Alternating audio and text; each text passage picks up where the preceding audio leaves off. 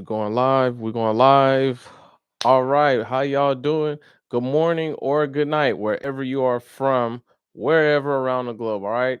I am Industrial Dave. And on this episode, we are going to shake the tree. We're going to rustle up some feathers right off the back. All right. Here we go. What is it like working in a union environment? Okay. We're going to hop right into that. Now, again, I love it. I am pro union. I'm a big union guy. Some people aren't like that, but we're going to talk about what it's actually like to work in this type of environment. Okay. One of the best things that I know for sure, straight up off the back, I'm telling you right now, your money will never be wrong. Okay.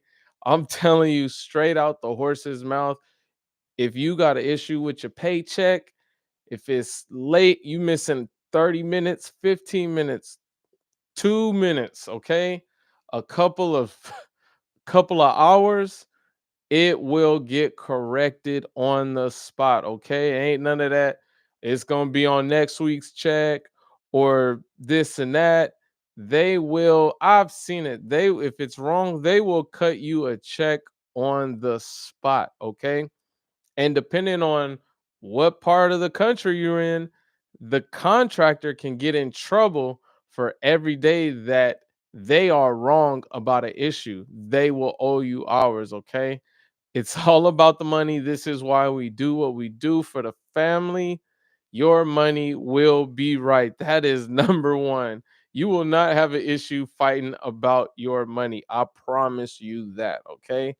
Um getting fired, if you have issues between you or your foreman, or it could be you and another person, which is very rare, all right, but in some it does happen, but getting fired is it's very difficult, okay? Now, anything involving safety, there's almost no questions asked.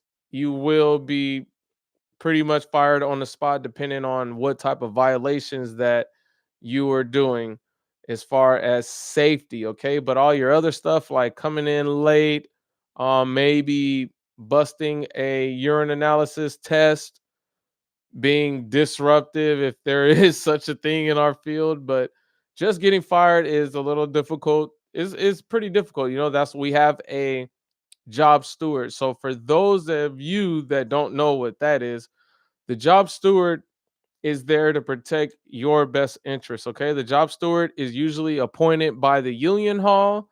Sometimes, depending on where you are, the job steward might not actually work on the job, right? He might be doing a lot of paperwork if there's a lot of guys on site.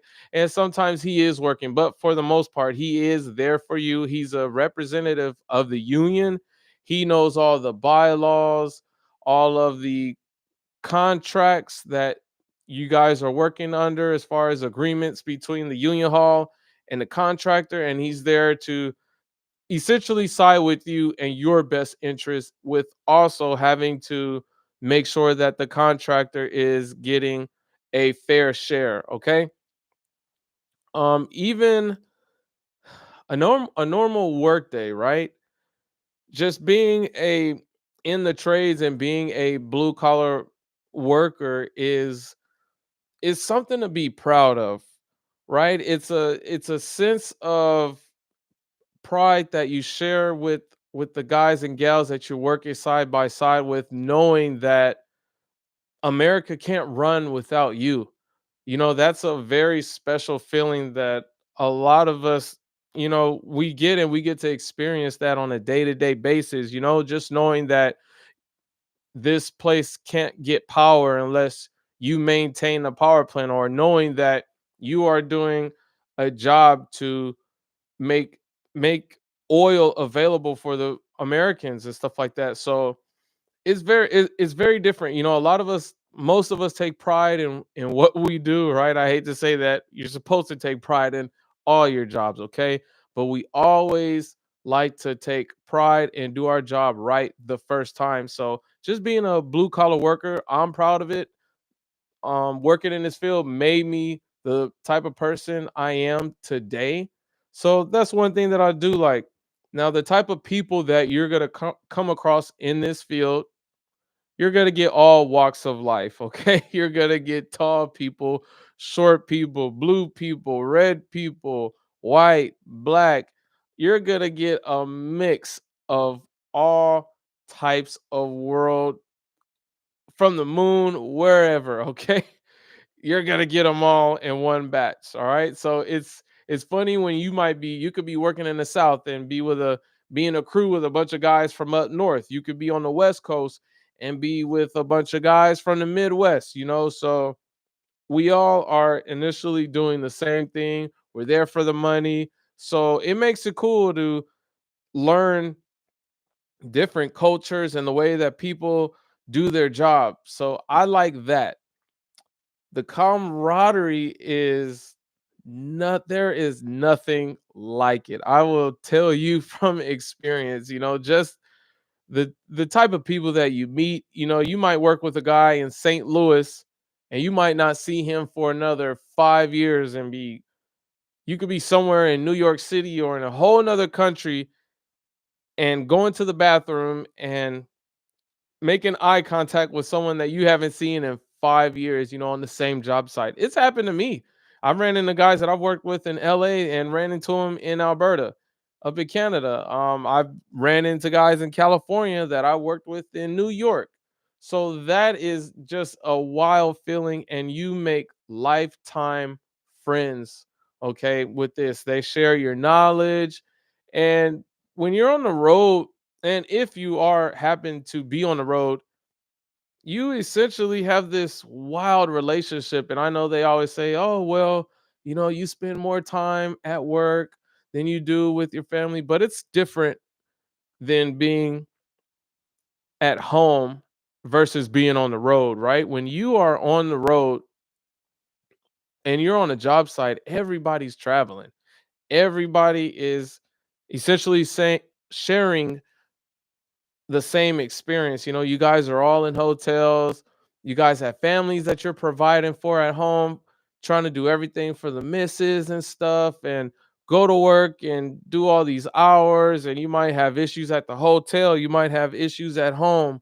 And a lot of guys share the same struggles as far as that. So when you come to work, it's a place where you get to essentially you do work, but it's a type of feeling, and it feels good to know that you're not alone in the boat and you guys can joke around and talk about each other. And my next point, you better not have no feelings, okay? Forget it. Leave it. Don't even bring it to the gate. All right. Don't bring it in the parking lot. Leave it at the house. Leave it at the hotel. Leave your feelings at home. You will be saved, and it will make your career a lot easier if you do that. Okay. Being in the field is like high school on steroids. It is no different. If they find out that there's something that you don't like or something that bugs you, they are going to do everything that they can to make sure that they multiply it and make you feel bad about it. Okay. That's just how these guys are. But at the end of the day, it's all love. They're very genuine. They're nice people, okay? But don't bring your feelings to work. I'm telling you right now, for the greater good, okay? Do you have a bad day at work? Yes and no, right? So this is a funny question. One thing that I can really say about this trade, about having a bad day, is it's not a 9 to 5 typical bad day, okay? It's not like a I can't stand working for this guy, or I hate the people that I work with. It's not like that. When you go to work, it's weird things that you don't like that makes you upset. Like we work outside just about 90% of the time. So you'll be mad about the weather, whether you're working in the summertime or in the dead winter of Wisconsin. or somewhere in the Midwest where it's just brutally cold. You just want to do your job, but it's cold, right? So a bad day is typically the weather. Your foreman and your general foreman and all the people that you're working with, most of the time the guys they're always laid back. You're gonna get your guy here and there that's pushing you, that might say, hey, we need this done. But for the most part, you work at a steady pace for you, that's going to make you safe. And I will say that a lot of people, we're in a new culture now where we are pushing safety. Okay. That's all that these companies care about. And that's all that really you should care about. And I'm serious when I talk about safety, right? We want to make it back home to our families, to make sure that we could provide for the kids, for the misses, and make sure that they have a great Christmas, they have a great summer vacation, or whatever your plans is. And you have to be safe doing that. Okay. So, as far as a bad day, I haven't in my 16 years, I might have had, I would say maybe a week worth of bad days. It's I'm a person where it's really tough to make me upset. I've had my struggles and my issues, but as far as the work, man, the guys, they're just good to work with. I did like being at work. For me, I was just over to traveling. The traveling does get tough. It's hard being away from your kids and from home and all that stuff. That's probably the hardest part, and that's what can make your day, good or bad. What else can make your day bad? Sometimes if there's no hotels in town, and so spend you gotta spend extra on your per diem money to get a hotel. All the good hotels and the cheaper hotels are all, they're all taken, or maybe your favorite restaurant isn't in town. Things like that. But as far as the work, the most of the foremans, like I said, they know that you're traveling. They're gonna do anything that they can to make your job comfortable and easy, because they don't want you to leave. It's easy if you're a good welder, or really if you're good at your craft in general. If you're a good electrician, a good scaffold builder, they know that you could find a job within an hour easily, especially if you're good. You make a phone call, you'll be working the next day, right? It's just like that. So they will do pretty much anything they can to make sure that you stay and you're able to finish the job.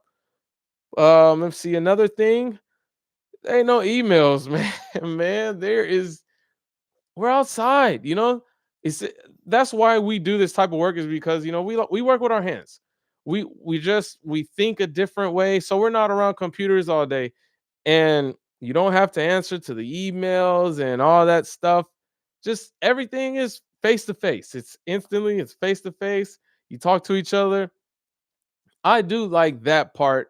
I did like that part about the trades. That was pretty cool. Now, this is a funny one too. Most people in the trade have minor money problems. That makes Now I want you to really listen to this, okay?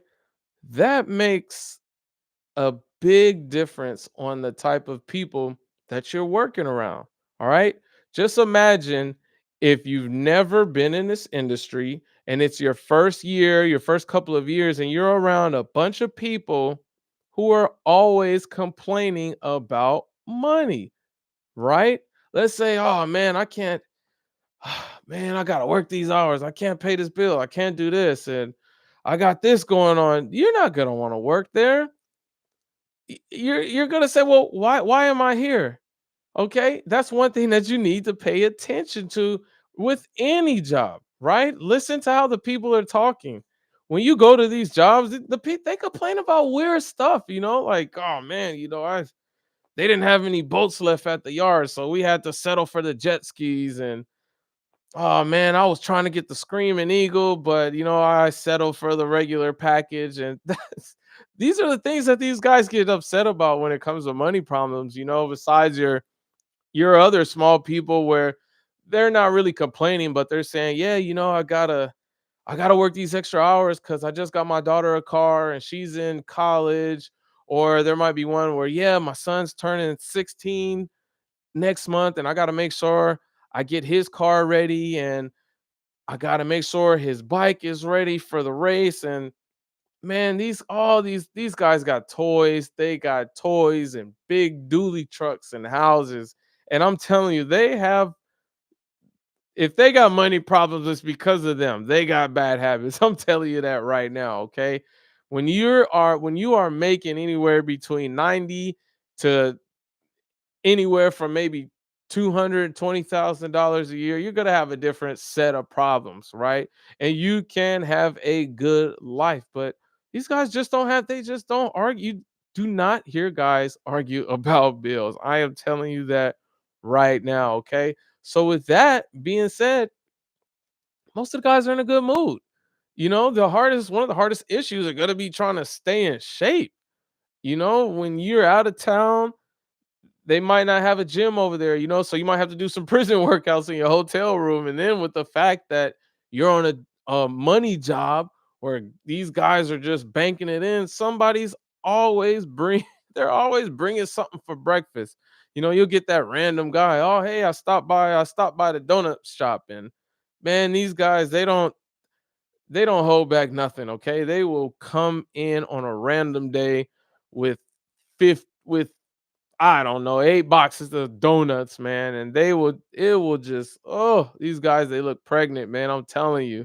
I'm getting I'm getting there myself, and I'm not trying to. But you will always have a group of people who will bring food in or just anything to cheer you up and get you through the day.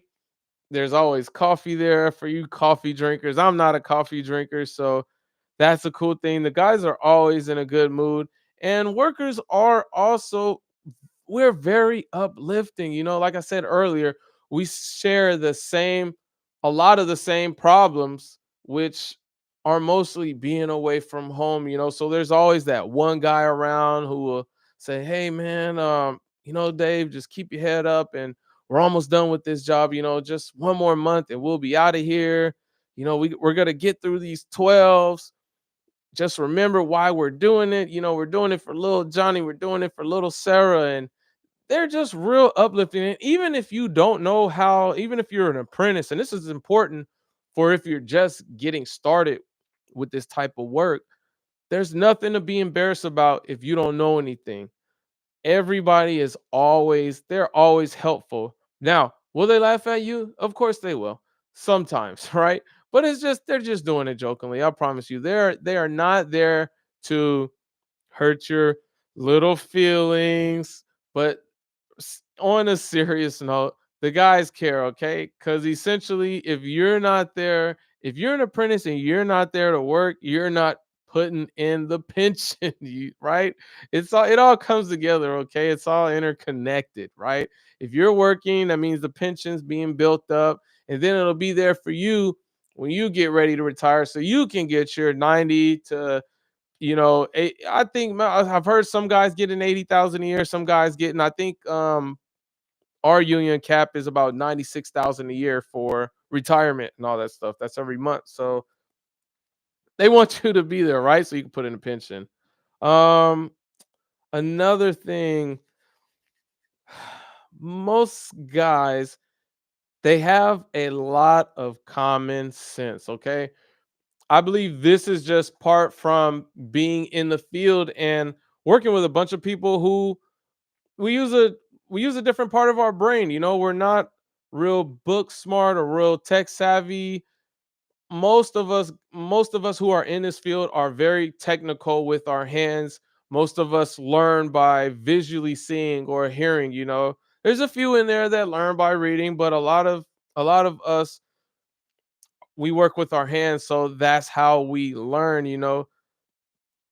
So when it comes to people like that with the common sense, they just see it that way. There's not oh, well, let me try to look this up and look in the table of contents. We try to do most everything the safest and the easiest way. And a lot of guys tend to apply that to their lives in general, and then you'll start to think that way yourself just from being around these guys and soaking up knowledge from everybody, all the older guys and the newer guys and everybody that's been in the field. You start to soak up that knowledge from everybody, right? So I did like that. And this one is very, very interesting. Okay.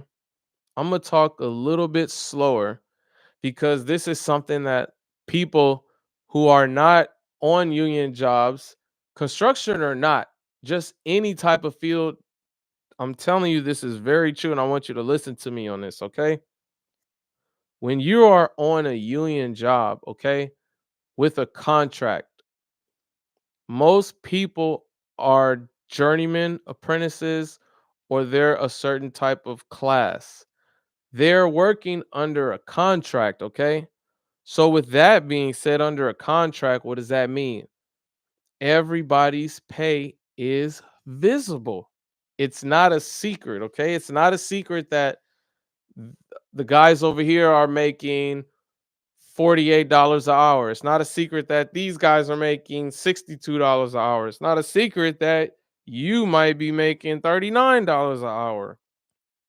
Everybody's under a union contract. But wait, what happens is that you don't have this weird cloud hovering above your head every time you walk by somebody, whether it's in an office or if it's a construction site. And I want to give you an example about that cloud. If you guys are listening and you're not on a union job, any type of environment, okay? Any type of environment, your conversations are a lot different because there's always something in the back of your mind or whether it's in their mind and they're like, man, I wonder if this guy's making more than me. And then that guy's saying the same thing about you. I wonder if they're making more than me. And it creates this weird just kind of cloud that just hangs over and people are just they're uptight, when situations are like that. Listen to the way they talk, they never discuss money. They'll say things like, hey, are you working any overtime this weekend? And then the other guy will kind of look and say, hey, why you worried about it? And the other guy might say, well, no, I was just curious. They're you guys are adding each other's money up. So it's weird, and you can't ask them, like if you ask them like, hey, how much you make? And you could be thinking that he's making more than you, but the whole time you're making more than him, right? So if that were to ever come out, now it's like, well, how are you making more than me? I'm the one doing all the work and all that stuff. That is a weird cloud. And the way that I look at it, that is when the companies are doing this, when it's not union. Now think about this: when there's confusion, there's money to be made. Okay, that is just in general. Wherever there's confusion, there's money to be made. Whenever things are organized, those uppers they don't like that. They don't like that because now we're all on the same playing field. We know, okay? So that is about the weirdest thing that isn't it's not on it's not on a job site. So what does that mean? Everybody's happy. The morale on union job sites is wild. It's like nothing you've ever seen. You don't see guys moping and walking around upset and mad. You just don't see that on construction sites, right? You get to yell at people. You're using your outside voice. Depending on where you're at, you might be able to bring your boombox in your work area and jam all day. And before you know it, you done got to work and look up. It's already break time. You feel like you've been at work for 30 minutes and you really been there for 3 hours. You know, a 10-hour workday feels like 7.5 hours. A 12-hour workday might feel like 10 or 9.5 hours, depending on the type of job you have. But that is something that I cannot express enough. that I loved working on these union job sites. Everybody is in a good mood. Okay. Um, another thing that you can look at is go look at the parking lot. That's not gonna lie. All right. If you want to, if this is one thing, if you want to see a company that you want to work for, no matter if it's union or non-union, and it doesn't matter the industry, go to that site, job, or wherever it might be, and look at the employee parking lot. Okay. That will tell you a lot about the money in whatever area it is or the job you're applying for. All the sites that I've been on, all you see is screaming Eagles and the WS6 and the SS, the ZL1, the M series, the M5, the M6. You always see the best of the best, the Lariat, I don't know the Dodge, man. I'm a Ford guy. Okay, I like Ford. Don't crucify me, please. I like Chevys too, but you see the best of the best trucks with the leather interior, with the sunroof and the rims. And if you're on the West Coast, you see the guys pulling up to work in the Lolos. And just look at the parking lot. Okay, the parking lot does not lie. You will see some high end, nice looking vehicles. You'll see some jacked up diesel trucks with some nice looking wheels. You'll see all that out there. And that is a testimony to the job, right? When they making some money. Look in the parking lot of any site. That should let you know, do I want to work here? Okay. You pull up and you might see a couple guys collecting cans in the parking lot after they just worked a full shift. You might want to reconsider where you're working at. All right. So I hope I gave you a few inside inside additions to what it's like being on union jobs. Stay tuned. I want to keep you plugged in. All right.